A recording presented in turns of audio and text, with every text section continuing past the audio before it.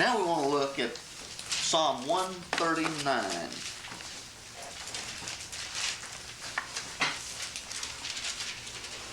I had a little bit of a different insight into this than I'd had before.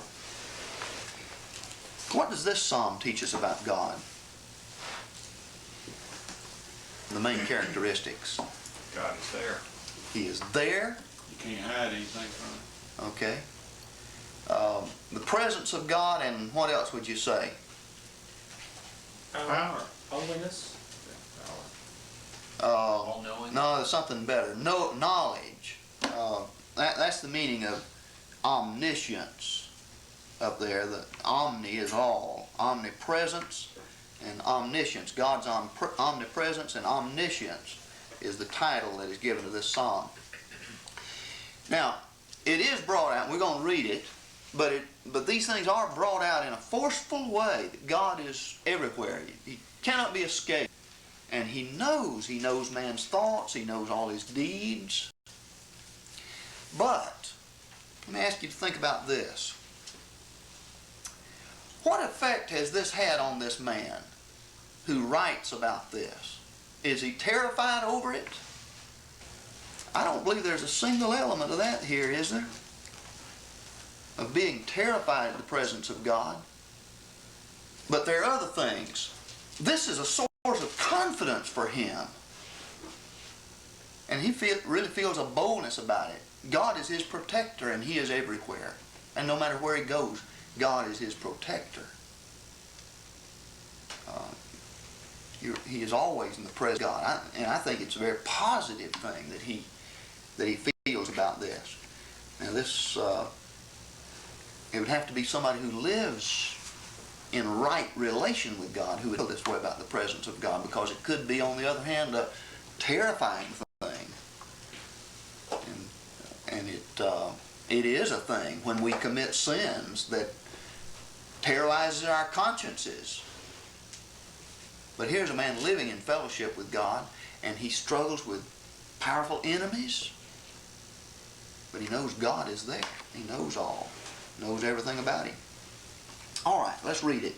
The first 12 verses bring out the thought of Jehovah's omniscience and omnipresence, with special reference to God's knowledge of man's thoughts and actions. O Jehovah, Thou hast searched me and known me. Thou knowest my down rising. Thou understandest my thought afar off and down, and art acquainted with all my ways. For there is not a word in my tongue, but lo, O Jehovah, Thou knowest it altogether. Thou hast beset me behind and before, and laid Thy hand upon me.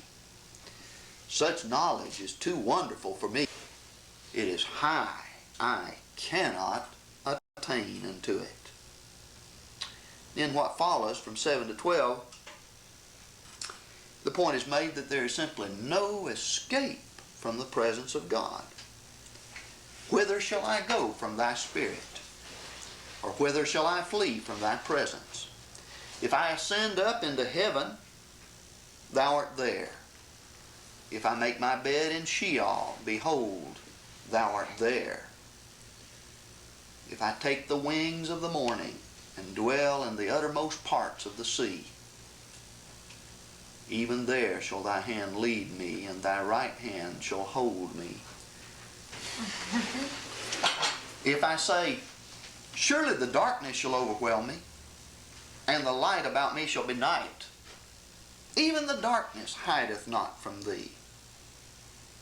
But the night shineth as the day. The darkness and the light are both alike to Thee. Now the thing I wanted you to notice is this. You know, it is clear that the thought in those verses is that there's no escape. But what does that mean? Does that mean that he stands trembling because he can't get away from the presence of God? No, I think there's not to be seen here the desire to get away from God. But look at verse 10. Even there shall Thy hand lead me, and Thy right hand shall hold me. That shows what's in his mind. That goes here, goes there, to heaven, Sheol, the realm of the dead, wherever he goes, the uttermost part of the sea, God is there. Even there thy hand shall lead me, thy right hand shall hold me. So the point is that wherever he goes, he has the advantage of God being there. He'll mention enemies later on, and maybe that ought to be something to throw some light on this.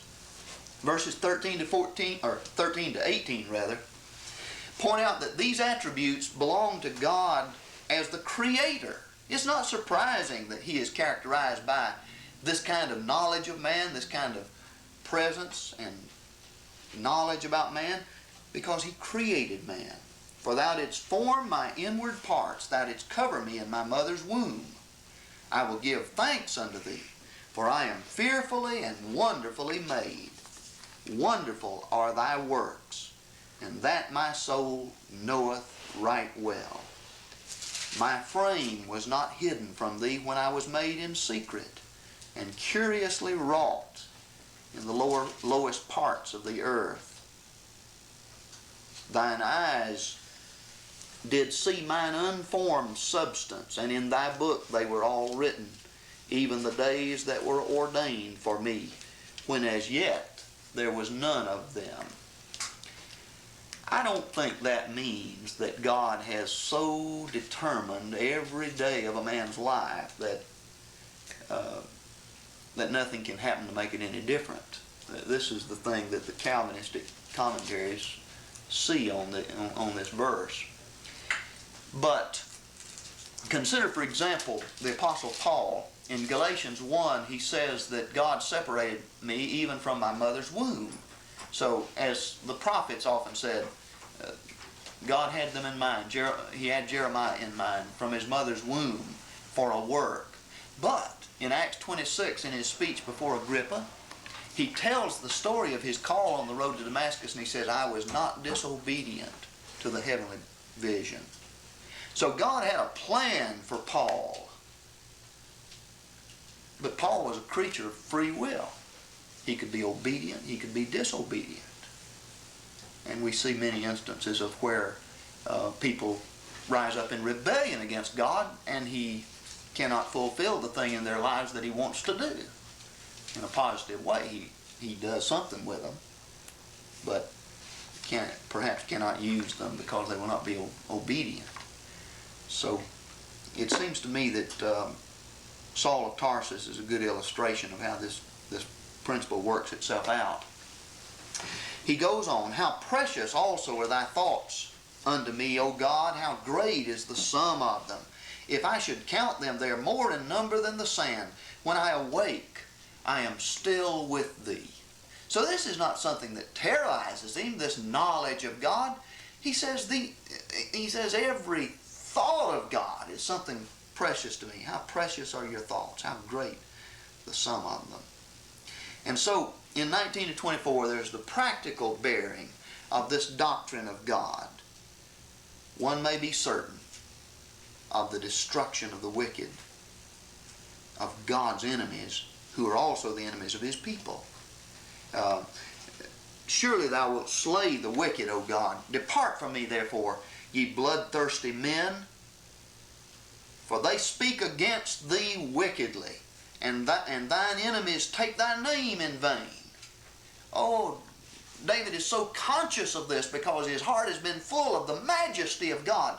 And now he thinks of those who have risen up in rebellion with irreverence and ungodliness in their attitude and make light of God and take his name in vain and all those kind of things.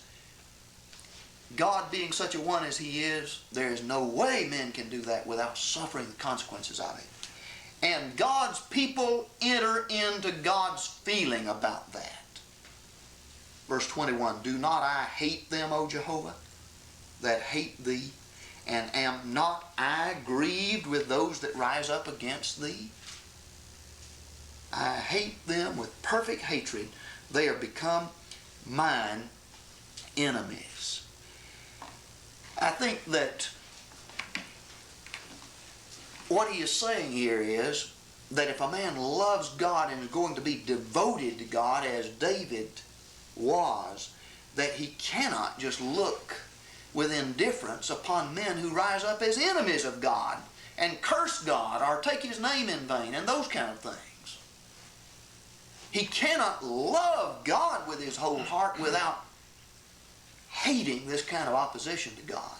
It's not inconsistent with reaching out with the gospel and with love and offering them an opportunity to turn and to be something other than enemies of God.